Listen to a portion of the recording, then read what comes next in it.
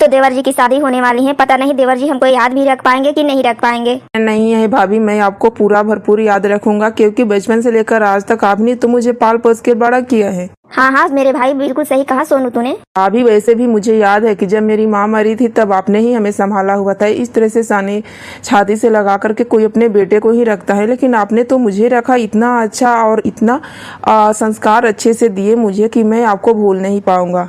देखिए देवर जी, देवरानी के आते पलट मत जाना, क्योंकि देवरानी जो होती है ना वो होती है किसी दूसरे टाइप की होती है, क्योंकि वो अपने मायके से जो भी सीख करके आएगी अपने मायके से आएगी, लेकिन आप हमारा साथ मत छोड़ना। बिल्कुल नहीं भाभी, मैं आपका साथ कैसे छोड़ सकता हूँ। देवर जी लेकिन अब तो आपकी शादी होने वाली है, आप मुझे भूल तो नहीं जाओगे ना। नहीं भाभी, आपको भूल जाऊंगा तो मैं अपने आप को भी भूल जाऊंगा। भगवान करे इस तरह से देवर और भाभी का प्यार बना रहे। हाँ जी, मैं तो चाहती हूँ कि मेरे देवर जी की नजर न लगे, कोई लड़की इनको फंसा न ले। नहीं नहीं भाभी, ऐसा नहीं होगा, मुझे कोई नहीं फंसाएगा। ठीक है जी, तब तो अब तो शादी करके दुल्हनियाँ आ रही हैं, अब तो खुश है ना आप। हाँ हाँ, खुश क्यों नहीं होगा मेरा भाई सोनू। देखो जी, देवर जी की शादी होने वाली है, अब अभी तैयारी कर लो। अरे बाबा, मुझे क्या चीज का तैयारी करना है। अरे भाई, छोटे भाई की शादी होने वाली है तो तैयारी तो कुछ तो करनी पड़ेगी ना, सूट बूट लेना पड़ेगा ना। मेरा यही सूट बूट पे काम चल जाएगा, तुम अपना देखो कि तुम क्या लोगी। भाई मुझे तो नए नए कपड़े चाहिए, गहने चाहिए, चूड़ी भी चाहिए और सैंडल भी मेरी टूट गई है वो भी चाहिए मुझे। भाभी मैं आपको खुश देखकर बहुत खुश हो जाता हूँ। थैंक यू देवर जी। वैसे आपको जो भी लेना है ना, जा करके ले लीजिए मार्केट से, मैं पैसे दे दूंगा। लेकिन देवर जी आपके पास इतने पैसे कहाँ से, और कुछ पैसे बचा कर भी रखिए ताकि देवरानी को काम आएगा।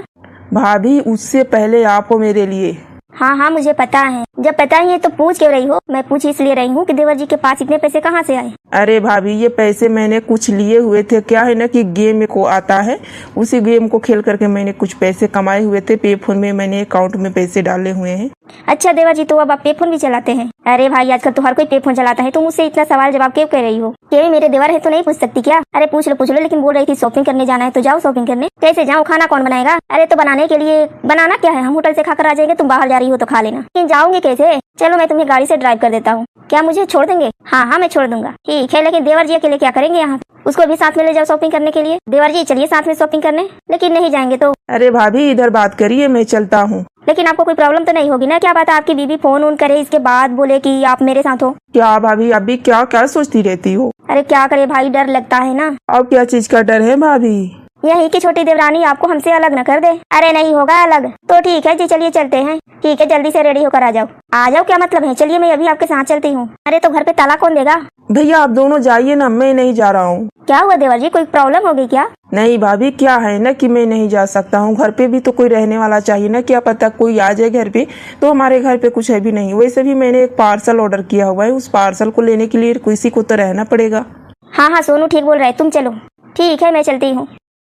मुझे प्लीज माफ कर दो सोलानू, आज मुझे तुम्हारी हेल्प की जरूरत है, प्लीज हमें हेल्प कर दो। बताइए दीदी क्या हेल्प चाहिए मेरी तरफ से, वैसे भी मैं आपको हेल्प करने के लिए पूरी तरह से रेडी हूँ। हाँ हाँ बताइए भाभी, बताइए, जल्दी से बता दीजिए। मुझे तुम्हारी हेल्प चाहिए सुहानी। अरे दीदी वही तो पूछ रहे हैं कि आखिर कौन सा हेल्प करना है मुझे। अगर मुझे कोई हेल्प करके आपको खुशी होती है तो मैं हेल्प करने के लिए रेडी हूँ। सुहानी, मैंने तुमको बहुत तकलीफ दी है। जब तुम घर में देवर जी के साथ आई थी शादी करके, तब मैंने तुमको कितना दुख दिया हुआ था। अरे भाभी मैं वो सारी बातें भूल चुका हूँ। मैं भी भूल चुकी हूँ भाभी, क्योंकि आपने उस घर से निकाल दिया था हमें, वकील बनने पे हमें रोका हुआ था, तो इसके लिए मुझे और भी ज्यादा पढ़ाई करनी पड़ी, जो कि मैं बाहर रह करके अच्छे से कर पाई थी। अगर आप नहीं निकालती तो शायद मैं इस घर में काम कर करके थक जाती। नहीं नहीं सुहानी, मैंने अपने स्वार्थ के लिए तुम्हें उस घर से निकाला हुआ था। तुम तो वकालत करना चाहती थी, लेकिन मैं तुम्हें वकील नहीं बनने देना चाहती थी। आखिर क्यों दीदी। क्योंकि मुझे लगता था कि तुम वकील बन जाओगी तो ये बंगला घर गाड़ी जितना भी होगा वो सब तुम्हारा हो जाएगा, इसीलिए मैं तुम्हें देना नहीं चाहती थी।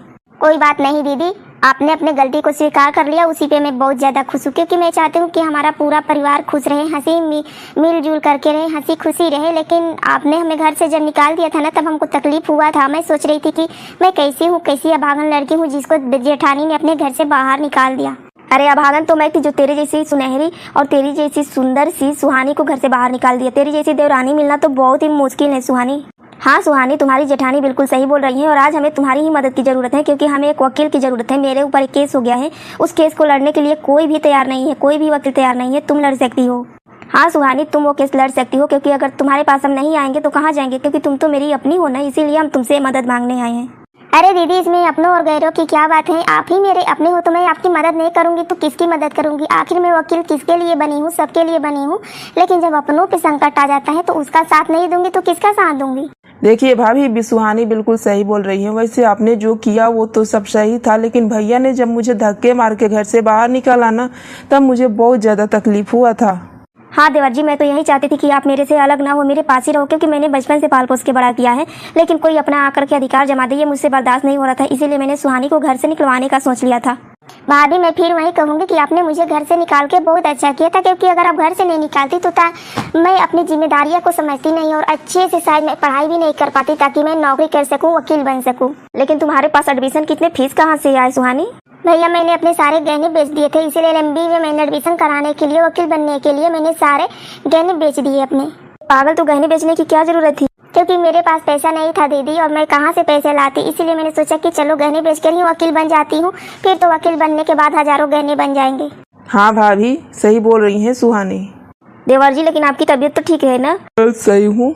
अच्छा ठीक है देवर जी, अब देवरानी को लेकर के घर चलिए और प्लीज हमारी हेल्प करिए।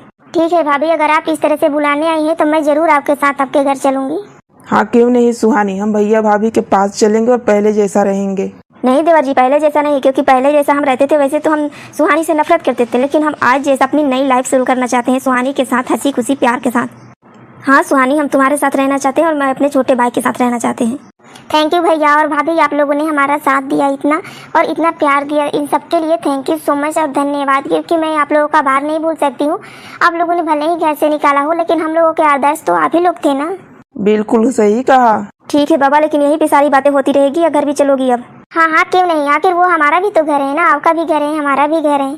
तो ठीक है सुहानी, जल्दी से चलने की तैयारी करो।